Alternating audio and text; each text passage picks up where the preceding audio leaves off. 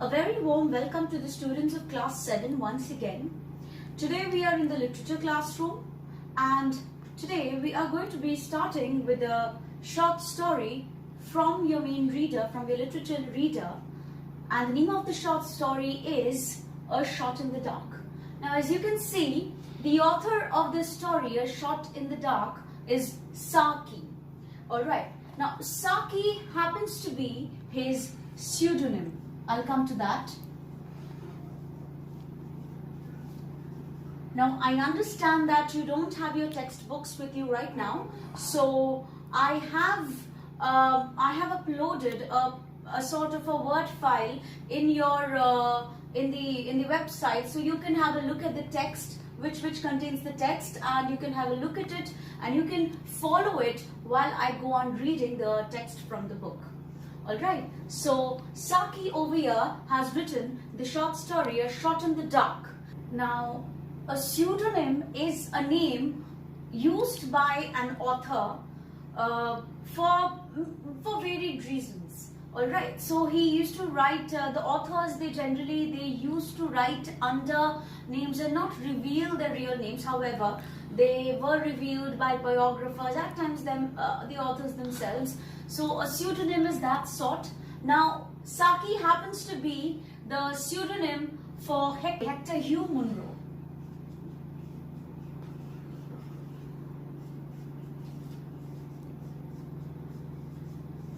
Now, Hector Hugh Munro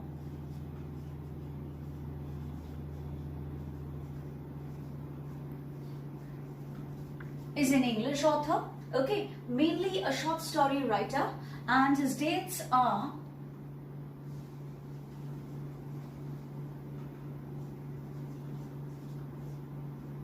okay. So Hector Hugh Munro, he wrote under the pseudonym of Saki. Now Saki, the pseudonym, happens to have been derived from another literary piece or a literary work, that was the Rubaiyat of Omar Khayyam.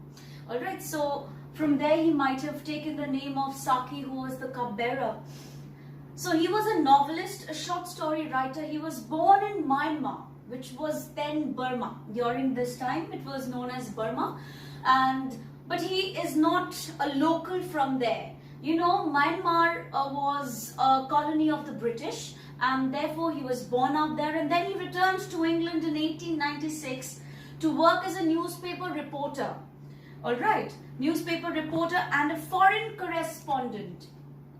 In 1914, despite being over 40 years old, he volunteered for active service in the First World War and was killed on the Western Front. Okay, so he is best known now. This was who Saki is, right? He was a soldier as well in his later life. Now coming to his style, okay, the style of his short stories or the style of his work. His style, he's known for his varied short stories, which means different kinds of short stories based on different people. Okay. Now, short stories, he had an individual style. He did not copy any author, or he was compared to O. Henry, alright, and but he was greatly influenced by Oscar Wilde, Lewis Carroll of Alice in Wonderland, and Rudyard Kipling, who wrote the Jungle Book. Okay, so not only that, the kind of elements that he used in his short stories were generally humorous. Okay, he used humor, which was to induce laughter, which was to induce some kind of light, a light environment in the story. Okay, it was not so very deep set. Okay, like O. Henry's at times, or Gede Maupassant's at times. So it was not deep set, and it was satiric. Now, what is satire? What do we mean by? Now, this is the time, children, where we are going to be introduced in class 7. We are going to be introduced to different forms of or different genres of work, literary work, stories as well. So satire is a kind.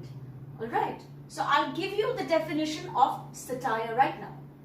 So a satire meant a satire is it is not a figure of speech, all right? It is a genre or a category of work. It's a genre that uses humor, irony. We've already spoken about what's irony, right? That is the differences between what a person expects and what a person receives. So irony, okay, ridicule.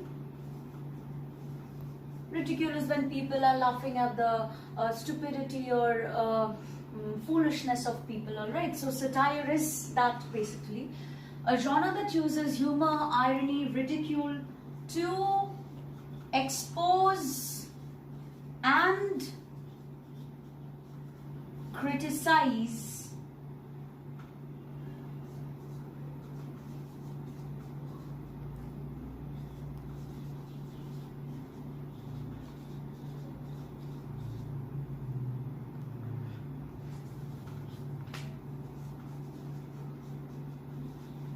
Alright, so satire is a genre that uses humor, irony, ridicule to expose and criticize people's foolishness or follies. So there are innumerable authors who have used satire in their work in order to bring about the criticism, okay, to bring about criticism of the society, that the hypocrisy of the society, that people were having a false facade, it was a mask that they used to wear and hide their own intentions, real intentions. So it was just, so other authors who used satire was Jonathan Swift, O. Henry, Mark Twain, Charles Dickens, of course. Most of his work, it was based on the Industrial Revolution, all right? So, and the satire and he brought about the satirical aspects by exposing the society, how the ruling class and how the working class behaved in the society, or how one tortured the other. Okay, so in the story as well, we find a satire which is of political nature. All right, so we'll get to that in a bit. And other than this, we were talking about Hector Hugh Munro's or Saki's style of writing. So he used humor, all right. He mostly at times, his work was definitely satirical, and he also had supernatural elements, okay, at times, not always. So supernatural elements. Now supernatural elements is something which is not related to the real world, all right.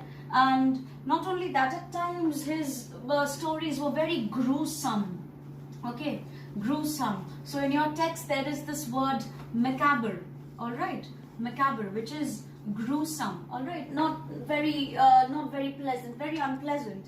So there were horror, at times they were horrific, okay, horror, elements of horror also at times there.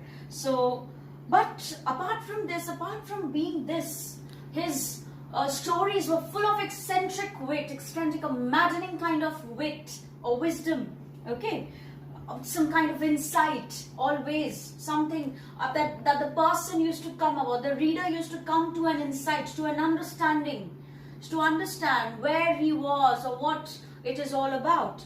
And he portrayed unconventional situations, okay, situations that might never appear to people in reality, okay. So unconventional situations, okay.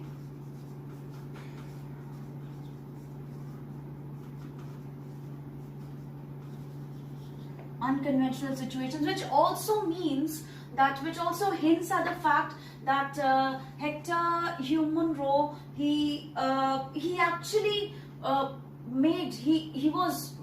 he swayed, or he swerved away from the path of realism. So there were no such realistic elements, very, very few realistic elements in his stories. Mostly it was all about, you know, created situations or unconventional ones, not the traditional ones. So, but a satire is not very biting. What do I mean by biting satire or biting sarcasm? Sarcasm is very trivial and satire is a big thing, alright? So that is the difference between sarcasm and satire. So it's not very biting, it doesn't make you cringe, it doesn't frustrate you. It's more of a practical joke that you can enjoy. But in the other authors like Gide Maupassant and O. Henry, the sarcasm or the satire is very biting, more for Gide Maupassant. Okay, so that's where Saki's satire is very practical. It's like a practical joke being played on the characters. Okay, and in turn, Saki also influenced many authors like P.G. Wodehouse, okay, and also A.A. Milne, okay, and he wrote during the era of Edward, during the reign of King Edward, and it mostly he exposed the how people behaved during that time. They were mostly they lived a life of leisure, and hard work was not something they knew of. And the women from that era, the women of that era, their rights were curtailed. They were not given proper freedom. Okay, so they were not allowed to vote as well. So whatever they received, it was not acquired by themselves. It was practically given to them by the patriarchs of their family or the men in their family. That is what they had acquired. So in our story today, Shot in the Dark, we have a character. It's about this is a story about a few characters. The primary character is Philip Sletherby. So we'll get on to reading the story right now, and I would definitely explain it while I go on reading it. Okay, so here we are. We are going to start with reading our text, and I'll be explaining that. But before that, we'll take a glimpse at the title of the story, A Shot in the Dark. Now, A Shot in the Dark, the title, is an idiom. Okay, it's an idiom. At times, it is used to refer to a wild guess. All right. So you might have heard people say, "I just took a shot at it. I just took a shot in the dark at it," which means a wild guess or a very general attempt. Okay, a general attempt, which also might mean small chance of success. Okay, small chance of success. Now our story today deals with this idea, small chance of success, for the protagonist or the main character of the story, Philip Sletherby. Okay, who had his shot in the dark, but he somehow, let's see what happens in the story with Philip Sletherby. Okay, so here it is, just that is the justification. Now, while we go on with the story and while reaching towards the end, we are going to analyze if Philip Sletherby's really had his shot in the dark. Alright, so let us get on reading the story. Start with the reading. Now I'll just take a moment to rub the board. Now, apart from having a small chance of success, our story also deals with the theme misconception. Okay, we can also associate this theme with the proverb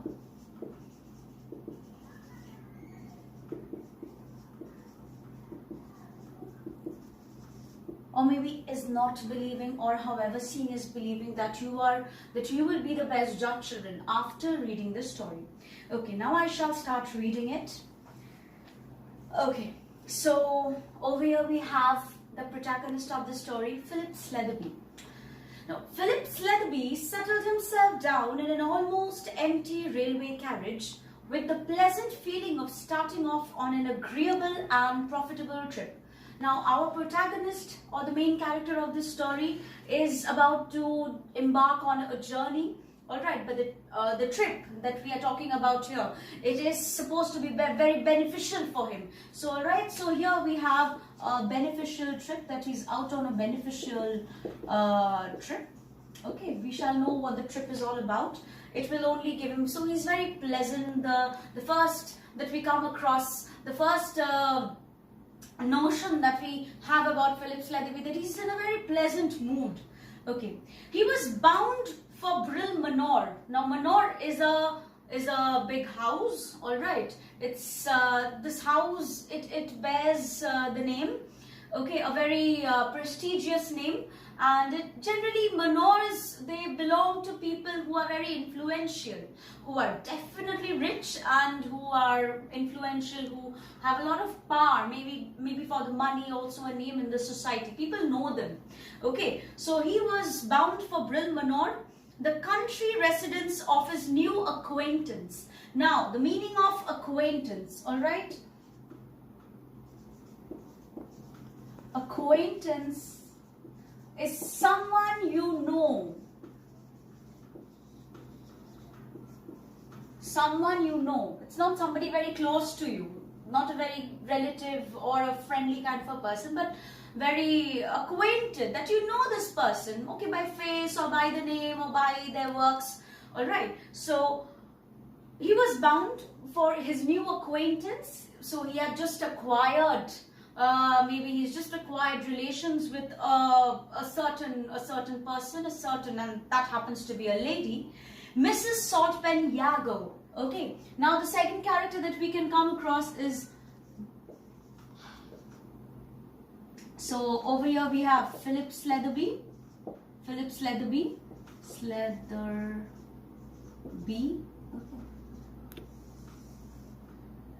Over here we have,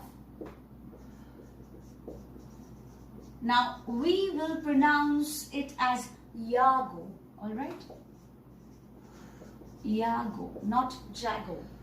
Mrs. Saltpen Yago. Honoria Saltpen Yago was a person of some social importance in London. Now the name of this lady is Honoria. Okay, it's not only Mrs. but Honoria Saltpen Yago. She was a person of social importance. I already told you that she already has a manor to her name. Of considerable importance and influence in the county of Chalkshire. Now county is like a district, okay? So county. So she was important in the county of Chalkshire. Now Chalkshire is like a small place in UK.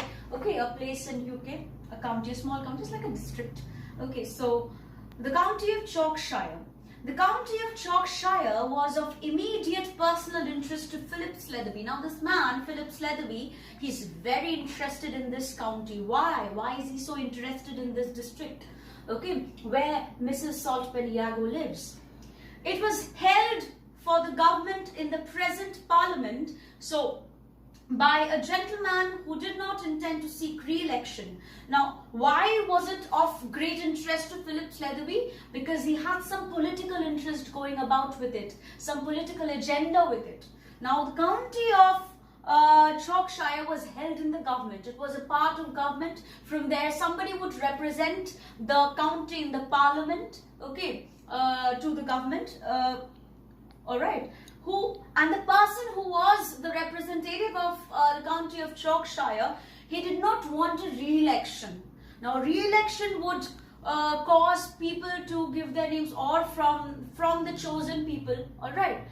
From the chosen people, somebody would come up, somebody would be re-elected, people would cast their vote, all right? So, and then a person would come up and be a new representative.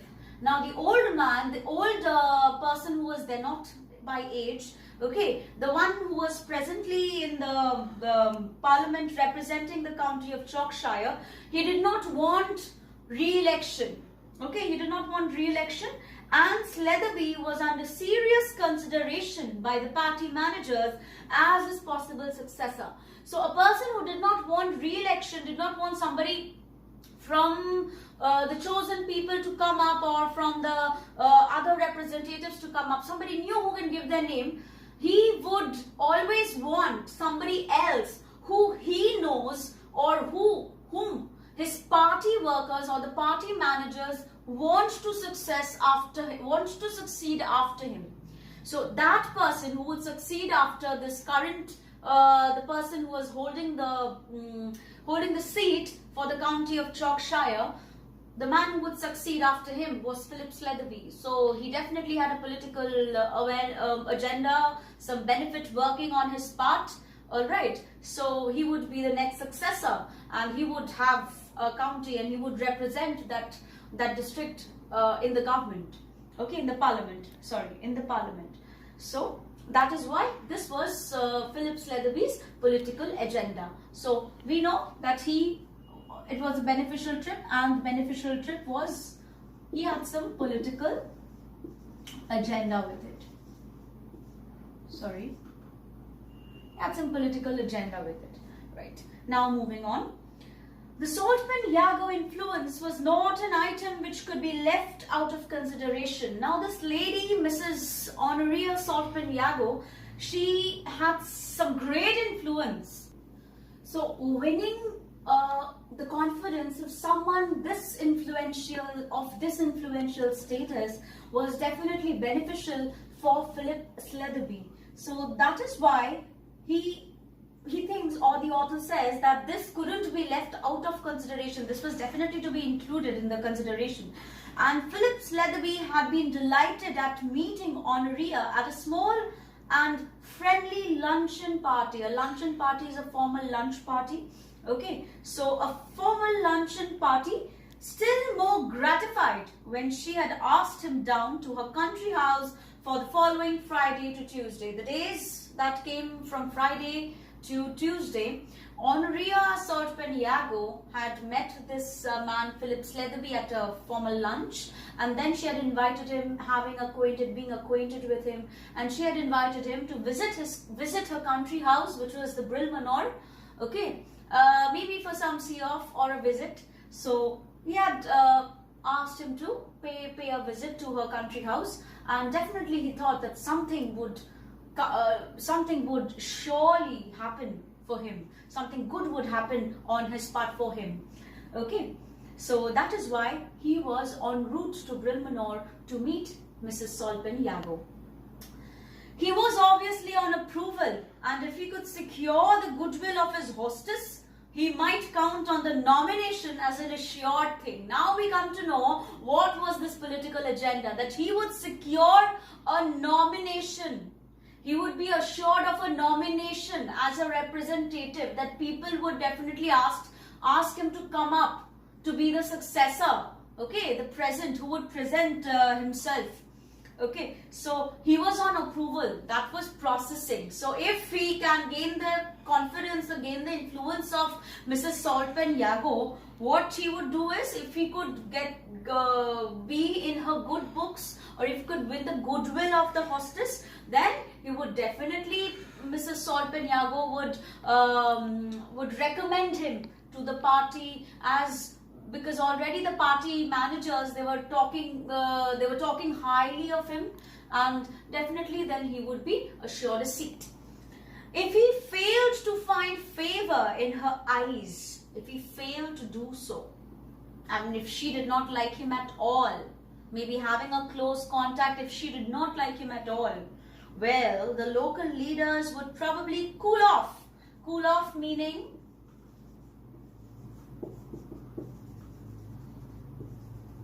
calm down. Okay, they would calm down. They were very animated. They were talking highly of him. I told you already that they were very interested in having Philip Sletherby as in their party, or being a representative. So if Saltpen Yago would not give the green signal, what would happen? They would cool off in their early enthusiasm. They were very enthusiastic about him. So the enthusiasm was at his initial stage, and it would cool off. It would not take any form or shape. And all this depended on Mrs. Saltpen Yago's approval of Philip Sletherby. What kind of a person he was. Alright. Now we come to this was the background, and now we come to what was happening in the story at the moment. Among the passengers dotted about on the platform, dotted meaning lined up at the platform, Awaiting their respective trains, they were waiting, Sletherby spotted a club acquaintance in the same club where he might have had, or maybe who knew Mrs. Saltpen Yago and Philip Sletherby and about them as well. He spotted a club acquaintance, a person who went with him or he knew from the club, and beckoned him. Beckoned is called. Okay. He beckoned him, he summoned him, or he called him by his name, or however, beckoned him up to the carriage window for a chat. He was already inside his carriage, Philip Sletherby, and he saw that man. Yes, they were near the carriage window, and so yes, he was in the carriage. Definitely, he was sitting in the carriage. We know that it was waiting. The carriage was waiting to take off for the journey, and then he called that man up to his carriage window to chat with him about something. So what does this man say? "Oh, you're staying with Mrs. Saltpen Yago for the weekend, are you?" So this was the weekend from Friday to Tuesday. "I expect you'll have a good time. She has the reputation of being an excellent hostess. So she hosts people very well. She'll be useful to you too, and now you can use her influence for your own betterment, for your own benefit. She'll be useful to you too if that parliamentary project..." Oh, hello, you're off. Goodbye. So he couldn't complete his sentence. He just said, if that parliamentary project. So he already uttered the fact that this was known to people, known to acquaintances with their own acquaintances. Okay, and they could. He just uttered that, the parliamentary project, and then he said, "Okay, so you're off. Oh, your train has left already. It's leaving already. Okay, goodbye." So that is how their conversation ended. Very abrupt. Okay, now what happens in the carriage? Sletherby waved goodbye to his friend, pulled up the window and turned his attention to the magazine lying on his lap. He had scarcely glanced at a couple of pages, scarcely meaning rarely.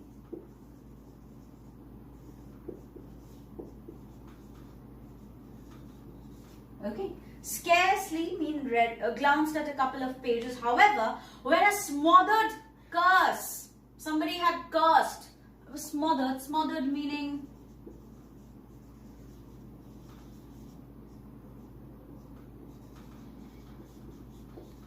muffled. Somebody must have uttered it under their breath, or it was pretty low, but it could be heard. It could be heard that it was a curse, because you know what? Other than proper language, people really can understand abusive language pretty well. All right, so we all know that. So when a smothered curse caused him to glance hastily at the only other occupant of the carriage. There was somebody else also in his own carriage. Now in those times, carriages used to have these used to have this partition. Okay, there used to be a door out there, so they could be, you know, away from the public eye, or away from it was pretty private. Okay, so there was somebody else also, and he hastily looked at the other occupant of the carriage, because he had let out a muffled curse, or he had cursed under his breath. Let us read more. His travelling companion was a young man of about 22, the one who had let out a curse. With dark hair, fresh complexion. Please note down the characteristics or the appearance, okay, the aspects of appearance of this man. Please underline. Okay, so fresh complexion and the blend of smartness. There was some sort of smartness, okay. There was a blend of one, which was the smartness. Okay, so appearance I'm not writing about, it's there in the text, you will get to see it, but this is for your understanding. So it was a blend of two things, okay, blend of two things. One was smartness, something told Sletherby that he was very smart, maybe he had that air of confidence. And disarray meaning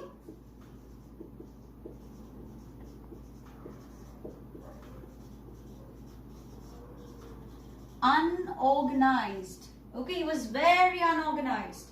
So one was smartness and disarray. Okay, the two of of two things that was there in a man. So of disarray, that is typical of a rambler. A rambler is a hiker. Okay, a rambler. Hiker who doesn't stay in one place and who goes on hikes and maybe like that. Okay, hiker. He was searching furiously and ineffectually. Ineffectually, okay, I'll just drop the first one. I hope you've noted this down because I will need to write many spellings altogether. So, okay.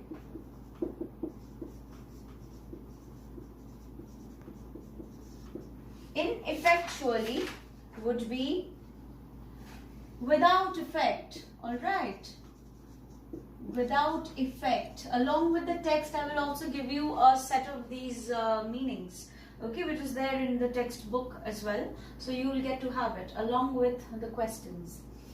Okay, so ineffectually, without effect, he was looking for something, but he did not get what he was looking for. Ineffectually, for some elusive meaning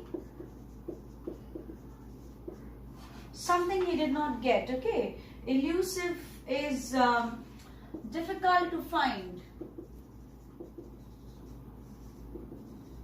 Okay, something that cannot be reached or cannot be got. So difficult to find. Elusive or non-existent object, which means that he was looking for something but he was not getting it. The object that he was looking for was elusive to him, was difficult to find for him. And it seemed completely to be non-existent. Maybe it was not there at all that he was looking for. From time to time, he dug a 6-penny coin, that was from the currency of the UK, out of a waistcoat pocket and stared at it ruefully. Ruefully, okay? I'll just rub this one as well.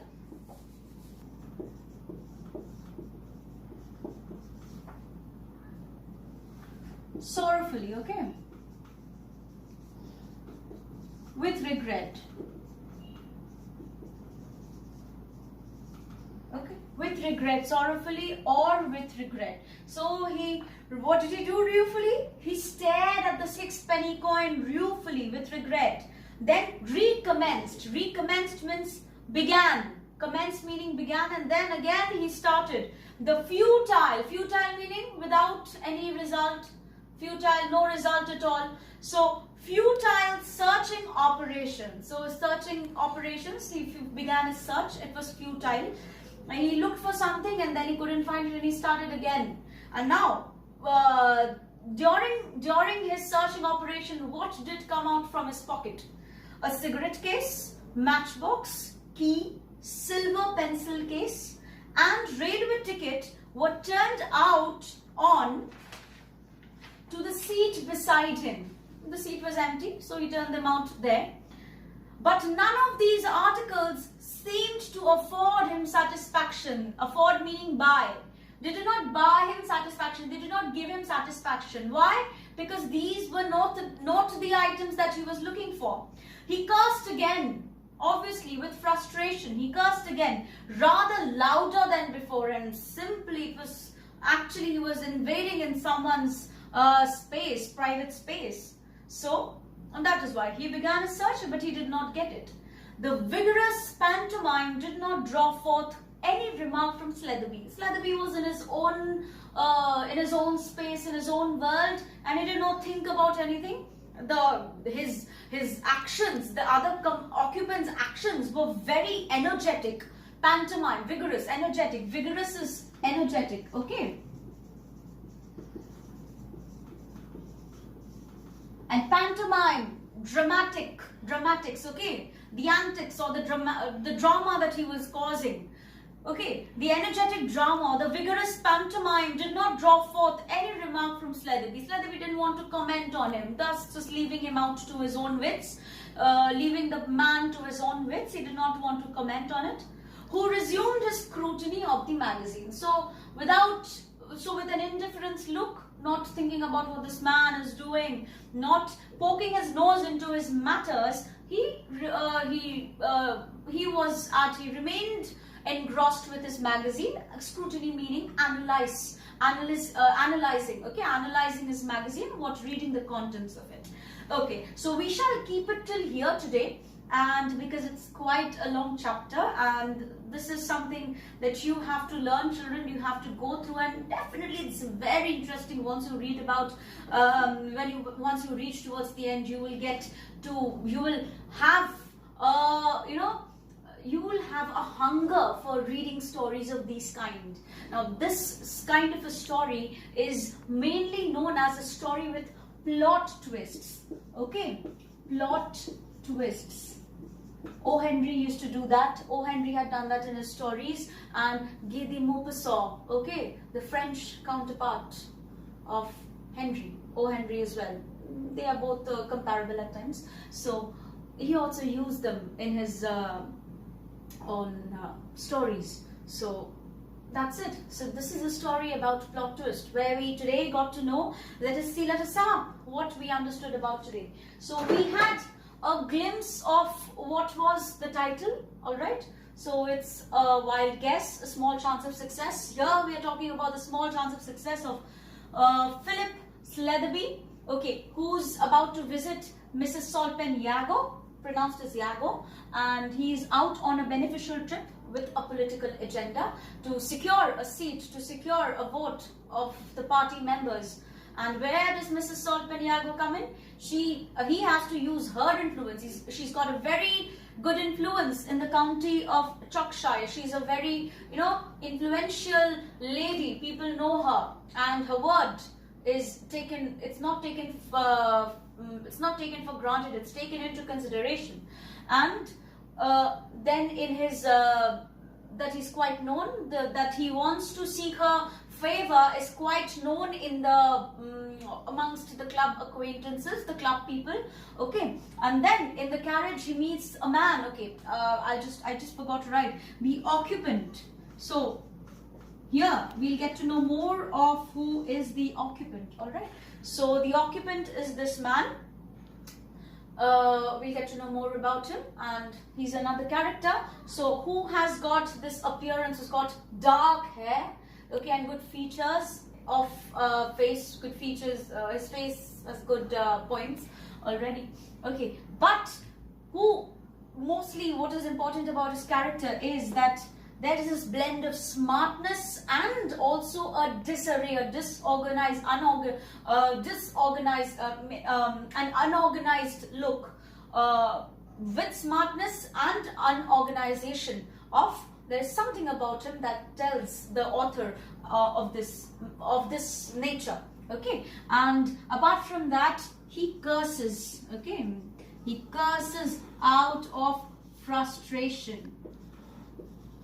He curses out of frustration. So we are there in the story where he's looking for something, searching for something frantically, but it's elusive to him. It's difficult to find for him. He did not get what he was looking for.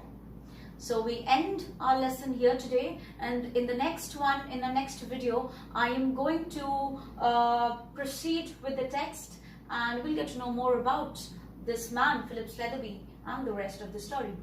Thank you.